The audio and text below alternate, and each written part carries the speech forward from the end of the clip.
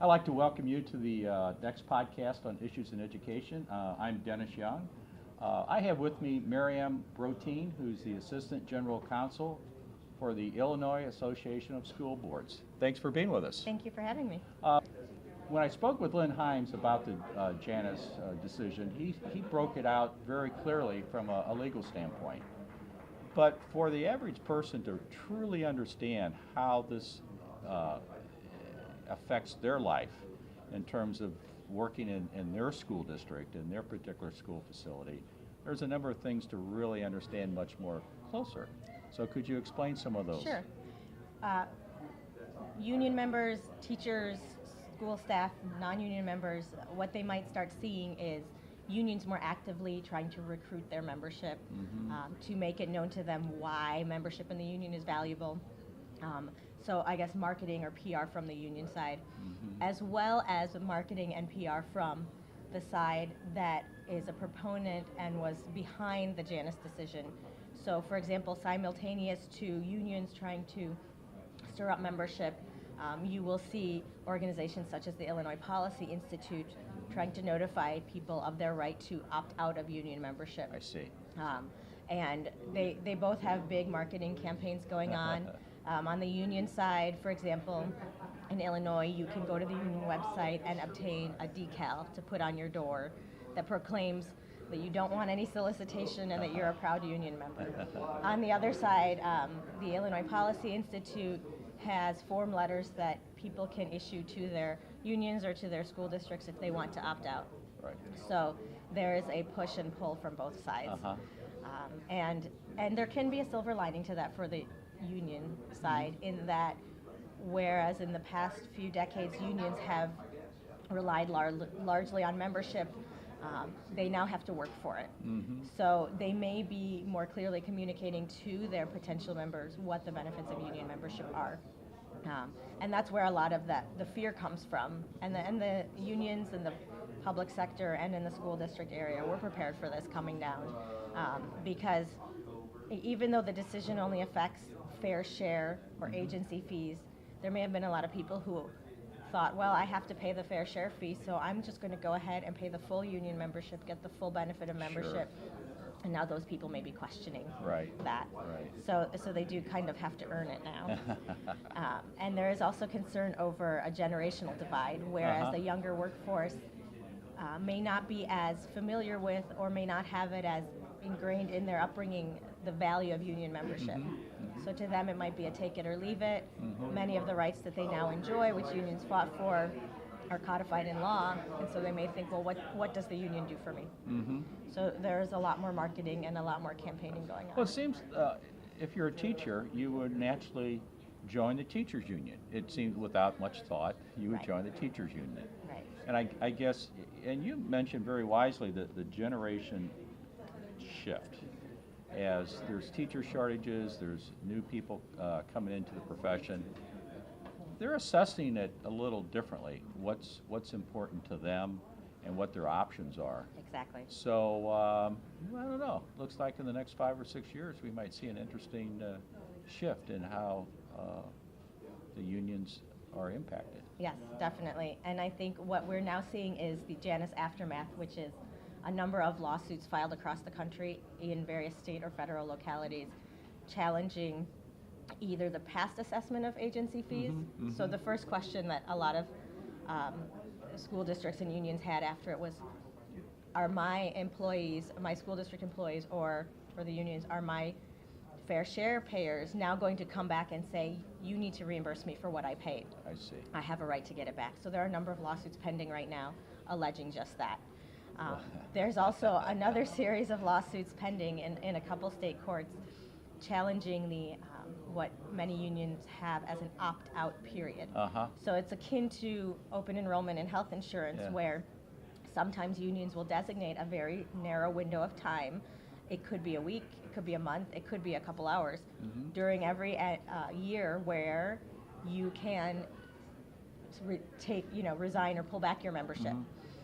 And so there are cases now challenging that and saying, well, in light of Janus, they believe that they should be able to opt out of union membership whenever they want.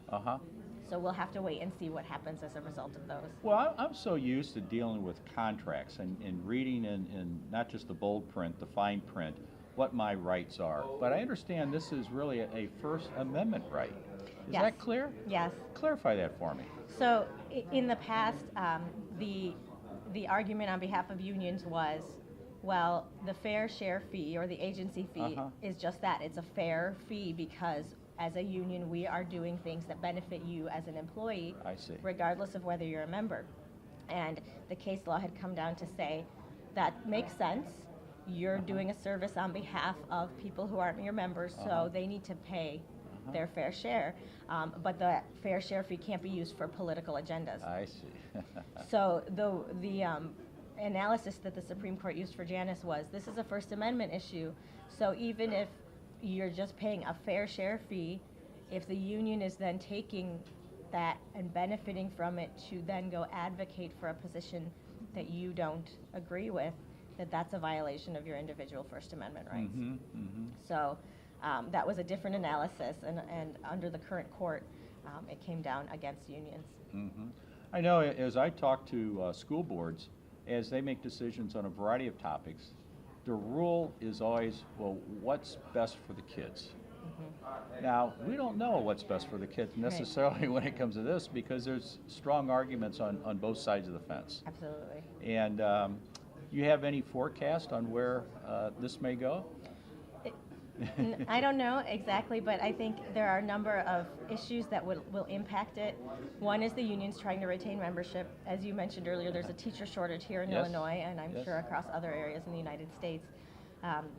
So on one hand, teachers' unions are trying to assert why they're valid and why they continue to be valid and beneficial to members. And at the same time, the quality teachers are in high demand and short supply. And there are a number of states where there are so many mandates on teachers that they're turning them away from the profession. So there could be a lot of leverage here for teachers or teachers' unions to try and perhaps improve the life and the working conditions of teachers, not so much in the past way that unions did with working hours and pay, but perhaps in advocating for more flexibility for the teachers so that they can feel they have a say in determining how best to educate students. You know, this might be somewhat of a stretch, but every time I talk to a board member or administrator, I hear the word collaboration. I hear the word partnering. I hear those kinds of, we're going to come together types of words. Does that apply in this situation, or are the polls just certainly just a different way of looking at something? Yeah. I think it can definitely apply, and the reason it can is because you still have the unions with their teachers and support staff, whether they're members or not, and the school districts. And then the Janus fight was really, school districts were a third party. We're not even a party to it. But the employer was not even the party to it. It was the union and the fair share fee payer. So the school district is completely affected by it, but they're kind of waiting in the wings. So I think there is an opportunity for school districts and unions and non-unionized staff to collaborate here. Certainly now, since the Janus decision, the unions and those against union fair share fees have become a little more entrenched in their positions. Here there have been numerous Freedom of Information Act requests from the Illinois Policy Institute trying to obtain the name and contact information for teachers so that they can directly solicit them and tell them, hey, you don't have to be a union member. You don't have to be involved in this at all, and encouraging them to withdraw entirely. So, that's kind of the push and pull on the union and anti-union side. But I think there is a good opportunity here for school districts to step in and say, hey, we're all in a little off footing here. Let's get together and see how we can make this best work out for our students. Yeah. Well, I know before the podcast when we talked, you know so much about this, and it's I think a lot of districts struggle in trying to get a handle on how to deal with that in a way that doesn't create a divide. Yes. Because I've seen in some districts where that has really created a divide, where board members are voted out of office or not retained for the next 3 years just because of that issue. Yeah, definitely. And a lot of misunderstandings. So I hope people can contact you for more Absolutely. information. Yes. So please, Maryam Brotine, Assistant General Counsel for Illinois Association of School Boards, has a wealth of information. She's contacted all the time by districts around the state. And I guess, would this also apply to districts outside of Illinois, or does that act kind of change per state? Well, the decision applies to all Okay. schools, all districts, all public employers across the nation. The specific implications of it will vary by state law. In Illinois, we have the Illinois Educational Labor Relations Act and Board, but states might have other things that come down. But the decision certainly has reverberated around the nation. Okay.